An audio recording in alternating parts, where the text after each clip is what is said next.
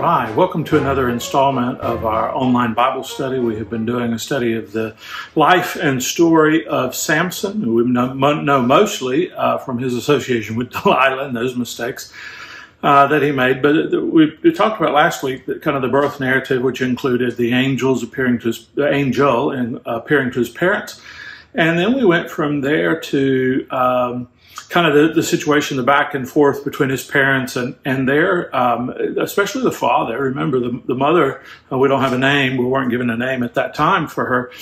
The father, Manoah, what he wanted desperately and why he asked for the angel to reappear was he wanted to know exactly what he needed to do for everything to turn out right. And so we think that Manoah and his wife, Samson's parents, had an idea that they wanted to be faithful to the God of Israel, that they wanted Israel to survive and thrive under God's leadership. And if they were to play a role in that, and they were by raising Samson, what did that need to look like? We leave off the last couple of verses of the last chapter with Samson being born, and then it says right the last of Judges chapter 13 that Samson, inside of Samson, the Spirit began to stir in him, okay? And so the power of Samson was not Samson's power, it was God's power, that God called him for a particular purpose and said, if you'll do this, then I'll be faithful in this regard. What we find out from Samson is that in many ways he didn't share the same heart of his parents. He didn't even follow the specific rules. If anything, he knew that he was a Nazarite and followed some of the rules. But what we see in reading this time around in chapter 14 of Judges is that he didn't even follow the Nazarite vows real well. And so things began to fall apart. Now, the other thing that we need to know, and remember, we talked about this last week, Samson is a picture or a representation of Israel. So the life of Israel is this. They have certain temptations. They're beginning to do certain things wrong, sinning against God. So God brings a servant along who's going to follow the same thing. The temptations, the sins, the other things that Samson's doing are representation of the sins and temptations of Israel. And so his actions are meant to show an example of what happens if you go wrong, okay, so that it will encourage people to do the right thing. So in many ways, Samson accomplishes the will of God, but he does it by making mistakes, and that seems odd to us because it is. But I was remembering the story about David after he had sinned with Bathsheba, and Nathan the prophet comes to him and tells him a story. So here's David with all of the success, and he's king, and he ends up seeing another man's wife on a rooftop across the way, and of course he basically takes the man's wife, sends him to the front line, and the guy dies. It's a tragic story. It's a story of injustice. And Nathan goes to the king one day and he says, I want to tell you a story about a man who had tons of sheep, everything he could want. And this other man had one sheep, and the guy with many sheep stole the one sheep that the other guy had and killed it. And King David was, because of the injustice represented in that story, furious. And then Nathan says, you're that man. So in this regard, it seems like God is showing the sins of Samson, and we'll read those in a minute. And then when Israel says, oh, Samson did wrong, God can turn around and say, you're doing the same thing. And so he's provided that as an example. It's not that Samson came to bring a word from God like a lot of the prophets. He wasn't a prophet, he's a judge anyway, but it was more his life was the message. And we see that quite often, even among the prophets and others, that their lives were the message. As much as some of the New Testament characters that we love said nice things, okay, we remember a lot because of their actions. In many ways, Jesus didn't come to tell us the truth. He came to be the truth. His life was an example for us. His life, death, and resurrection was our salvation. He didn't come to tell us about salvation. He came to be salvation. In many ways, the parallel is that our lives need to be the message of God for those around us, for those in our church, for our children, and in many ways doing it that way. So we do have an interesting lesson. We have some riddles today. We have one of the first evidences of the strength of Samson. And so we're going to dive right in and look at Judges chapter 14, read that together. So we read in chapter 14, verse 1 and 2, 1, 2, and 3, Samson went down to Timnah, and Timnah he saw one of the daughters of the Philistines. The Philistines, again, were the nation that they were not supposed to get along with. They were not honoring God, and Israel was supposed to stay away from him. Well, then he came up and told his father and his mother, I saw one of the daughters of the Philistines at Timnah. Now get her for me as my wife. And the father and mother said to him, again, they had the heart for God. We don't have the evidence that Samson had that.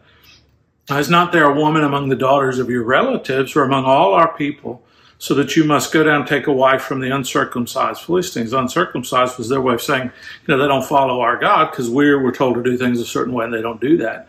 But Samson said to his father, get her for me, for she is right in my own eyes. Now that statement is indicative of the life of Samson. He did what was right in his own eyes. He didn't do what was right in the eyes of God. He didn't do what was right in the eyes of his parents. So his parents tried hard to raise him in that way, but what they weren't able to get him, they were able to teach him the rules he was to follow. What they did not do, in the failure of his parents, it was perhaps more Samson's failure than theirs, because you can try these things, it doesn't always work, is that they weren't able to give him a heart to follow those rules. And so instead of, making him desire to do the right thing at the right time, he didn't, and he wanted to do whatever he wanted to do. So he said, get this woman for me, even though she's not right for me, because she's right in my eyes, even if she's not right in the eyes of God. So we have this issue there that this is going to be interesting. Well, the next verse makes it so much more interesting. It says his father and mother did not know that it was from the Lord. So here now we're saying, wait a minute, God had a plan in this.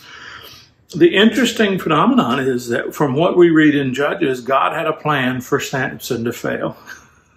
God had a plan for poor Job to lose his family. God saw an opportunity in the midst of all of this to accomplish something. So it said God was seeking an opportunity against the Philistines. At that time, the Philistines ruled over Israel, and they weren't supposed to do that. They were supposed to be kicked out of the promised land. So Samson went down with his father and mother to Timnah, and here we begin to have this story. They came to the vineyards of Timnah. Now, behold, a young lion came toward him roaring. And so this is one of the great stories of the strength of Samson. The lion came to him roaring. Then the Spirit of the Lord, again, not his own strength in any way, shape, or form, it rushed upon him, and although he had nothing in his hand, he tore the lion in pieces as one tears a young goat. Okay, but he did not tell his father's mother what he had done. So there's a lion, he tears it apart, he defeats it without, barehanded.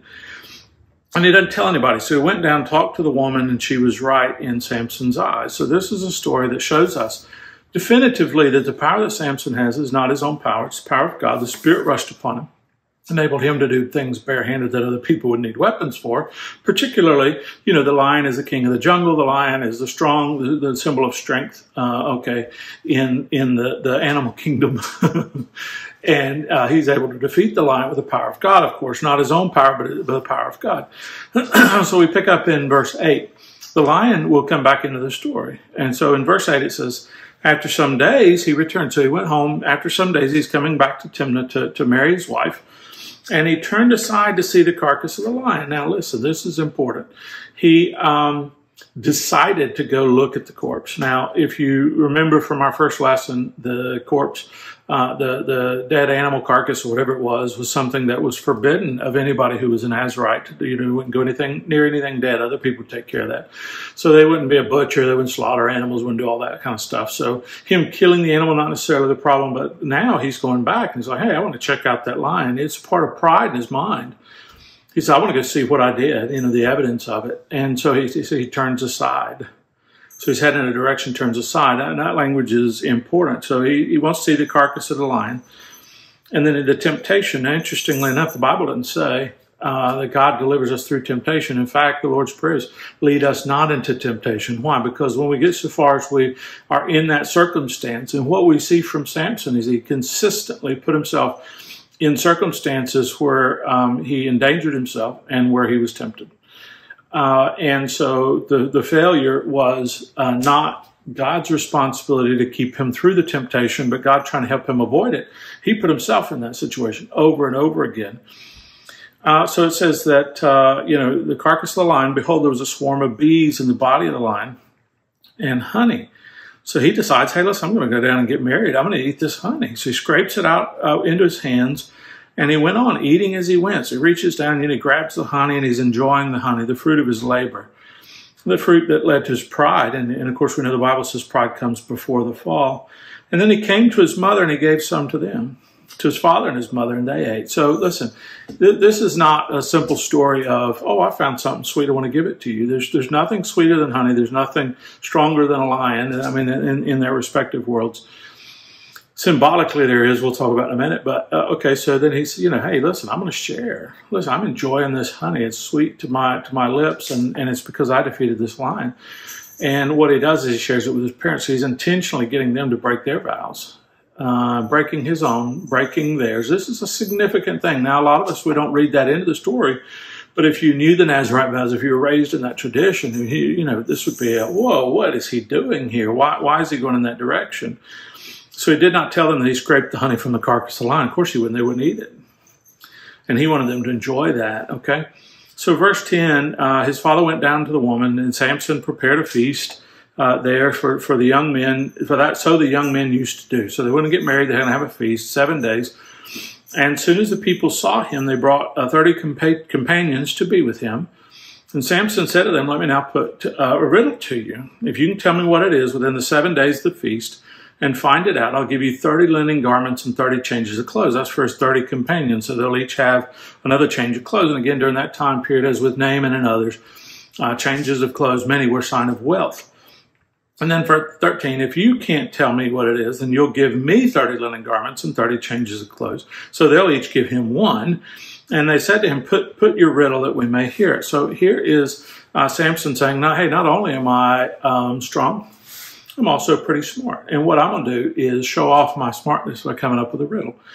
And that riddle is going to make me rich. He has absolutely no idea that something's going to happen to him and he's going to lose this. That's not even in his mind. So again, the prideful are tempted in ways that they're easy to fall. It's very easy to make somebody who's prideful fall. When we pick up verse 14, here's the riddle. Out of the eater came something to eat. Well, we know he just had the lion, got something out of it. So we know where it came from. Out of the strong came something sweet. And in 3 days, they couldn't solve the riddle. So on the 4th day, they said to Samson's wife, entice your husband to tell us what the riddle is, lest we burn you and your father's house with fire. Have you invited us here to impoverish us? So he gives them the riddle. They can't solve it.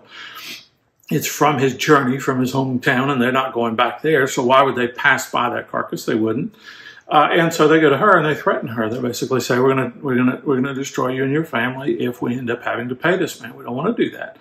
The Philistines were ruling over the Israelites. They're not going to pay a lesser something. They wanted to get something from him.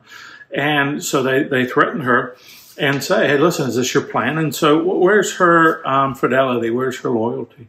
Is it with her newly discovered husband and the feast that they're having and they're going to be husband and wife and happy forever after? No, it's not. It's with her compatriots. And also she's being threatened there, so there's some undue stress. And so what does she do? She begins to work against him. Now, this is not Delilah. This is a whole pre-story before all of that happens. And what we do is we see that once Delilah came around, he fell in a way that he had fallen before. He was tempted in ways he'd tempted before. And so let's keep reading in verse 16. Samson's wife wept over him and said, you only hate me, you do not love me. You put a riddle to my people and you've not even told me what it is. So he says to her, I haven't even told my father or my mother. Why shall I tell you? And she wept before him 7 days that, that the feast lasted. So listen, if you get married and your wife has been crying for 7 days, that's not a good situation to be in. That's not happy times for everybody. So then she says, because she pressed him, wait a minute, and on the 7th day he told her because she pressed him. So listen, he's got 1 more day to hold out and he can't do it. Then she told the riddle to her people. So he tells her, she tells them. None of us are surprised, right? This is the situation that he's kind of asked for. What do you get out of this situation? Well, what happened is what we expect to happen. So there's a battle of who's smartest. And he obviously was tempted and fell. So he gave away his secret to a person who was going to tell other people. And so now they're going to come back and they're going to say, okay, we found the answer. So we pick up that in verse 18. The men of the city said to him on the 7th day before the sun went down, what is sweeter than honey? It's an excellent point. Because in that society, there wasn't cane sugar and things like that quite yet. What is stronger than lion? And so that was their answer. Now, in Arabic, which was a little bit later language, but it was derived from the languages that they were speaking during those times. Lion and honey are two words that sound alike if you pronounce them. And so in some way they return the answer to his riddle with a rhyme. So they're trying to say, ha, ha, ha, we outsmarted you. Now, in doing that, they're asking a question. Their own answer is a follow-up riddle that rhymes. So Samson is saying, look at me, I'm smarter than you. You know, the body of the eater gave up something to eat. The strong gave up something sweet. They return the favor, and in a way, they're bragging about how much smarter than he is. They've bested him. They beat him. And so they're saying, what is sweeter than honey and what is stronger than a lion? Well, there is an answer to that. And their answer is kind of teasing him. What was sweeter than a lion to Samson that got him to fall, if not the enticement of the woman, the wife? Absolutely. And in that way, she was stronger than he was. His strength in killing a lion was nothing compared to her enticement to get him to deliver the goods on the answer to the riddle. So all right, so he gives a riddle. They answer it by cheating. They give up their cheating in the answer, right? Was stronger? Well, apparently your wife is stronger than you are, and her enticement is sweeter to get things out of you than that. And so they're tempting him, and so he says to her, he follows up with another riddle. And this one's not nice. It's kind of hard to read this. But it's a saying that would have been common in those days. If you had not plowed with my heifer, in other words, you put a plow behind the cow and you'd plow up your garden with it. He said, if you hadn't plowed with my heifer, it's a way of saying, if you hadn't walked a mile in my shoes.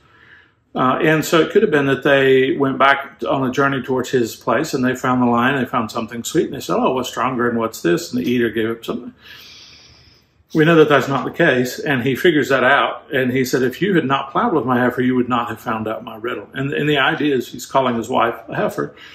In any society, not an advantage, but in our culture, that would not be a nice thing to call your wife a cow.